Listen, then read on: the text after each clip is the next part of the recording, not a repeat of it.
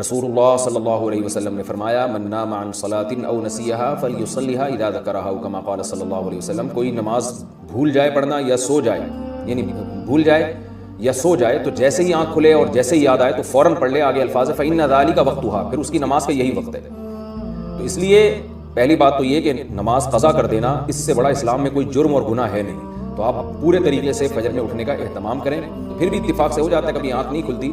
تو پھر فوراً اٹھ کے آپ نے فجر کی نماز پڑھنی ہے، مکروہ وقت گزر جائے بشرطے کہ، تو یعنی جو اشراق کا ٹائم جب شروع ہو جاتا ہے نا تو مکروہ وقت گزر چکا ہوتا ہے، تو فوراً اٹھ کے آپ نے فجر کی نماز پڑھنی ہے۔ نبی صلی اللہ علیہ وسلم نے فرمایا پھر یہی وقت ہے آپ کے لیے، یعنی اسی میں انشاءاللہ ادا کا ثواب مل جائے گا،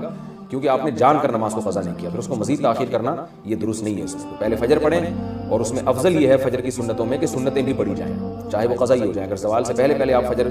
کی قضا کر رہے ہیں تو بہتر یہ ہے کہ اس میں سنتیں بھی پڑھیں آپ، پھر 2 فرض پڑھیں اور اس پہ توبہ استغفار بھی کریں۔